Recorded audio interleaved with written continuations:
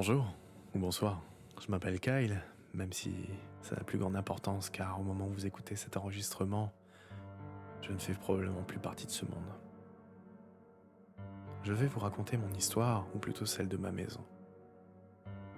Plus jeune, j'habitais une maison en campagne, d'un petit village sans histoire. J'avais un ami, mon meilleur ami, il s'appelait Eric. Il habitait à quelques pâtés de maison de chez moi.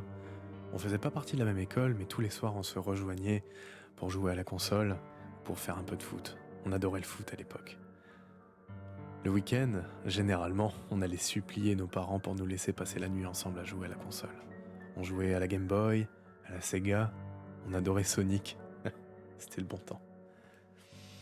Et de temps en temps, on faisait du football. On aimait bien se lancer des défis, et d'ailleurs on avait une espèce de rituel qui était l'épreuve des 100 buts.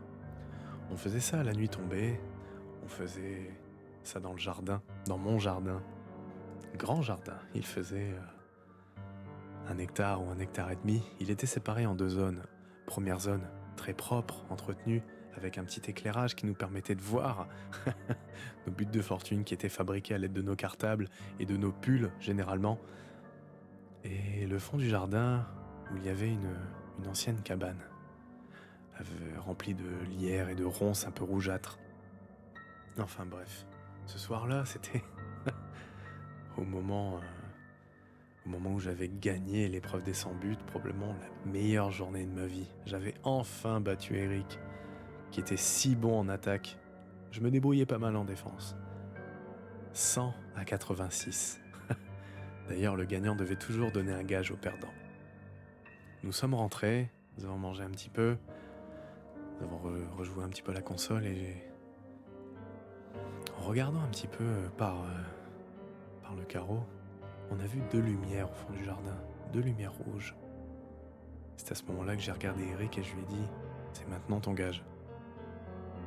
Il faut qu'on aille tous les deux, mais toi le premier, au fond du jardin. » Il m'a regardé, un peu apeuré, et il m'a dit « Est-ce que je peux prendre une petite lumière avec moi ?»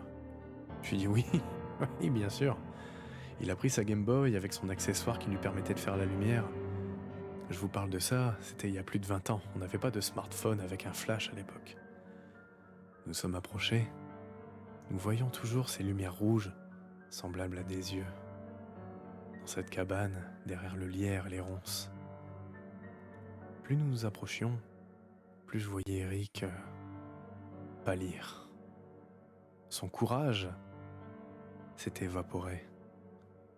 Je me suis retourné pour voir s'il y avait quelqu'un chez moi, peut-être nos parents qui nous regardaient, mais personne.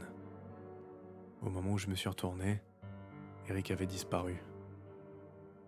Je l'ai appelé, pas de réponse. Je suis vite rentré en courant. J'ai appelé mes parents, qui étaient déjà partis se coucher.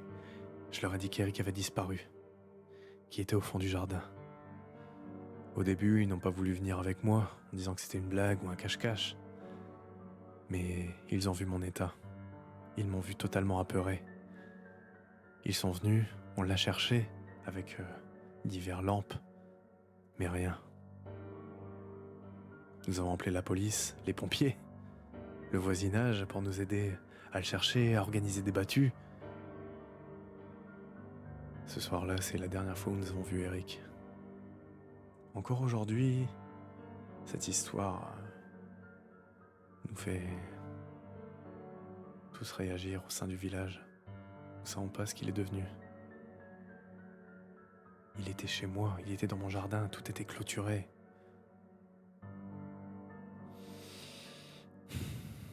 Cette histoire nous a tous profondément marqués et changés. Dès que j'ai pu, j'ai quitté cette maison. Je suis parti m'installer ailleurs. Tout d'abord, pour les études, le travail, mais surtout pour ne plus penser à la disparition de mon meilleur ami.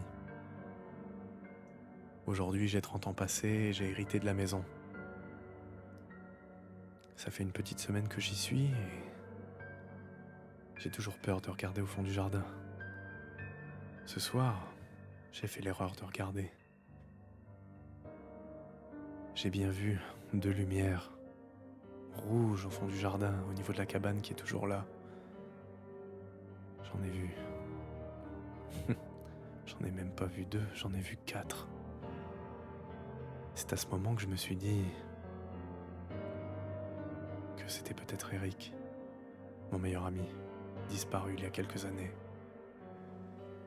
Je ne veux pas y aller, je suis terrifié. Mais ça m'appelle, je dois y aller.